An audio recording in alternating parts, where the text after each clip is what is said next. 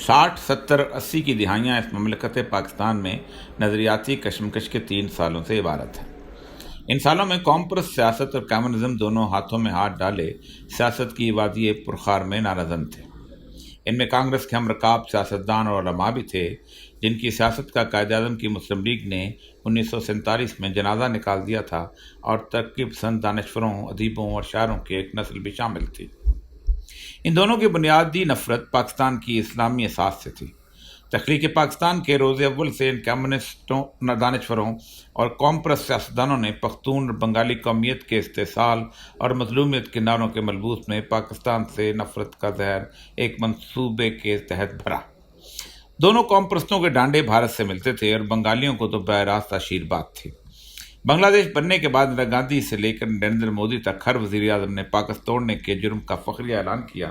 میرے ملک کے بددیانت secular liberal دانشور آج تک اس پورے سانے کا الزام مغربی پاکستان کے عوام اب بقدر بغض و عناد فوج پر ڈالتے ہیں۔ دوسری جانب پختونستان کی قوم پرست تحریک ایسی تھی جسے سوویت یونین نے 1920 میں آذربائیجان میں ہونے والی قومیتوں کی کانفرنس نے سینچا، اور تخلیق پاکستان کے بعد بھارت نے براستہ افغانستان اس میں اپنا حصہ ڈالا۔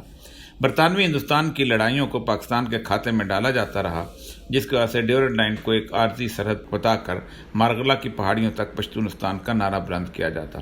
ذوالفقار علی بھٹو کی ذاتی انا اور مخالفین کو برداشت نہ کرنے کی خصلت نے جب سرحد نے نیشنل عوامی پارٹی اور جمعیت علماء اسلام کی حکومت کو برطرف کیا تو بلوچستان اور اس وقت کے صوبہ سرحد سے قوم پرست رہنما اور کمیونسٹ انقلابی افغانستان کوچ کر گئے۔ ان رہنماؤں کے ہمراہ سوشلزم اور کمیونزم کے نظریات کے جانثار اور انگریزی زبان کے لیکچرر جمعہ خان صوفی نے بھی ہجرت کی۔ وہ 16 برس کابل میں مقیم رہے۔ 70 کی اسی دہائی میں یہ پشتون اور بلوچ قوم پرست رہنما افغانستان میں بیٹھ کر پاکستان میں تخریبی سرگرمیاں منظم کرتے رہے۔ افغانستان میں روس کی شکست کے بعد جمعہ خان صوفی واپس آ گئے اور انہوں نے 40 سال بعد اپنی خاموشی توڑی اور ان پس پردہ قوتوں کی کہانی بیان کی جو پاکستان میں باچا خان، عبدالولی خان، خیر بخش مری اور اجمل خٹک کے ذریعے عدم استحکام پیدا کرتی رہی تھی۔ ان کی کتاب فریب ناتمام اس تلخ حقیقت سے پردہ اٹھاتی ہے کہ کیسے بھارت، افغانستان اور روس مل کر ان سیاسی رہنماؤں کے ذریعے بلوچستان اور سرحد میں سیاسی ابتری پھیلا رہے تھے۔ جمعہ خان صوفی کی یہ کتاب 2015 میں آئی تھی اور اس نے پاکستانی تاریخ کے ان کرداروں کو بے نقاب کیا جو کبھی اس ملک میں سرخ سویرے کی جدوجہد کی علامت اور آج کل سیکولر لبرل بنے ہوئے ہیں۔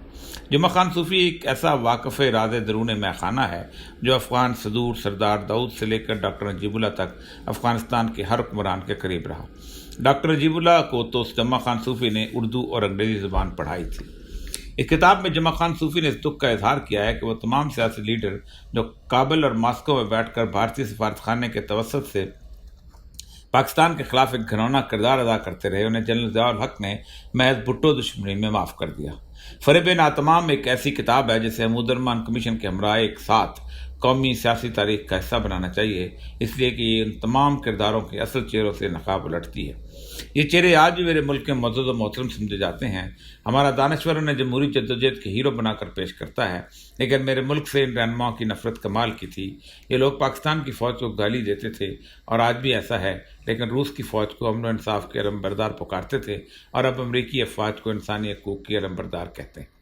انہی رہنماؤں کی کرم فرمائی سے پاکستان کے وجود اور سرحدوں کو متنازع بنانے کے لیے ڈیورنڈ لائن کا تنازع مدت و زیر بحث لایا جاتا رہا۔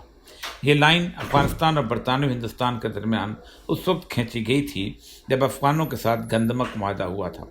پاکستان کو یہ سرحد ورثے میں ملی جسے متنازع بنا کر بلوچستان میں سرحد کے پشتونوں کو افغانستان کے پشتونوں کے ساتھ ایک اکائی ثابت کر کے پاکستان سے علیحدگی کی تحریک چلانا مقصود تھی۔ 60 اور 70 کی دہائی میں 3 نعرے بلند ہوئے تھے: بنگلہ دیش، پشتونستان اور سندھو دیش۔ بنگلہ دیش بن گیا تو ان قوتوں کو حوصلہ ملا، لیکن سندھ میں بھٹو کی مقبولیت اس نعرے کو کھا گئی۔ دوسری جانب معاشی ترقی نے پشتونوں کو اٹک سے پار پاکستان کے ہر کونے میں پھیلا دیا۔ ٹرانسپورٹ اور روڈ سائڈ ہوٹلوں کا کاروبار پختونوں کے لیے مخصوص ہو کر رہ گیا اور آج بھی ہے۔ یوں پورے ملک میں پھیلے پشتونوں کے مفادات نے پشتونستان کے نعرے کے غبارے سے ہوا نکال دی۔ آخری بار ڈاکٹر نجیب اللہ کے دور میں محمود خان اچکزئی نے ایک نعرہ بلند کیا: دا بولانا تا چترالا پشتونستان دی، پشتونستان دی، یعنی بولان سے چترال تک پشتونستان ہے۔ اس نعرے کو بلوچوں نے اپنی خود مختاری پر حملہ تصور کیا اور کوئٹہ میں 1988 کا وہ بھرپور جلسہ جس کی قیادت نواب اکبر اکٹی نے کی تھی، اس میں اعلان کیا گیا کہ چترال کو جو مرضی کہو مگر بولان کو پشتونستان مت سمجھنا۔ اس کے بعد پشتونوں اور بلوچوں میں ایک ایسی جنگ شروع ہوئی کہ 80 اور 90 کی دہائیوں میں کوئٹہ خون سے رنگین ہو گیا۔ پاکستان اور افغانستان کے درمیان اسی متنازع ڈیورنڈ لائن اور اس سے متعلق سازشی نظریات کے بارے میں تاریخی حقائق کے ساتھ جمعہ خان صوفی اب ایک نئی کتاب لائے ہیں جس کا نام ہے نام نہاد ڈیورنڈ لائن، دادے پوتے کی سرحد، دستاویزات اور تجزیات۔ یہ کتاب پشتو زبان میں لکھی گئی تھی، اب اس کا ایک ہی جلد میں انگریزی اور اردو ترجمہ شائع کیا گیا ہے۔ اس کتاب میں لاعداد دستاویزات کی مدد سے جمعہ خان صوفی نے یہ ثابت کیا ہے کہ پاکستان کی سرزمین پر افغانستان کا زمینی دعویٰ بے بنیاد ہے۔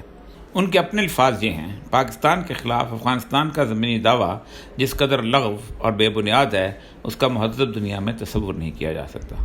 یہ دعویٰ غیر منطقی، غیر قانونی، تاریخی حقائق سے عاری اور متصادم، غیر سیاسی اور غیر اخلاقی ہے۔ اس دعوے کی بنیاد محض جذباتی اور قوالی تعصبات پر قائم ہے جس کے لیے عالمی قوانین میں کوئی گنجائش نہیں۔ اپنے ان الفاظ کے ثبوت میں جمعہ خان صوفی نے اس کتاب میں ناقابل تردید شواہد پیش کیے ہیں۔ جمعہ خان صوفی کی دوسری کتاب افغانوں کا پٹا خزانہ اصل جعلی خزانہ ہے، یہ بھی پشتو میں لکھی گئی، پھر اردو میں ترجمہ ہوئی۔ اس کتاب میں جمعہ خان صوفی نے 1944 میں شائع ہونے والی پشتو ادب کی مشہور کتاب پٹا خزانہ کا پوسٹ مارٹم کیا ہے۔ جمعہ خان کے مطابق ادب کی اس کتاب کو خاص سیاسی مقاصد کے لیے مرتب کیا گیا تھا تاکہ پشتو کو عبرانی سے بھی زیادہ قدیم ثابت کر کے قومیت کو اسلام سے مضبوط اور قدیم ثابت کیا جائے۔ اسی پٹا خزانہ اسد ولی خان کے اس زبان سے عام فکر نے جنم لیا تھا کہ ہم 3000 سال سے پشتون، 1400 سال سے مسلمان اور 60 سال سے پاکستانی ہیں۔ جمعہ خان کے بقول پٹا خزانہ کو افغان پشتونوں نے قرآن سے بھی زیادہ مقدس سمجھا تاکہ پشتون قومیت کا بیج نسلی تفاخر میں بویا جائے، لیکن جمعہ خان کے اس کتاب کے پوسٹ مارٹم نے حیران کر دیا ہے۔ یہ دونوں کتب بہت مختصر ہیں لیکن انکشافات اور حقائق کا خزانہ ہیں۔ جمعہ خان صوفی کی پہلی کتاب فریب ناتمام ایک ایسے پبلشر نے چھاپی تھی جس نے اسے لوگوں تک پھیلانے سے شاید عملاً روکے رکھا، اسی لیے جمعہ خان نے دونوں کتابیں خود چھاپی ہیں جو مدرجہ ذیل پتے اور فون نمبر پر دستیاب ہیں۔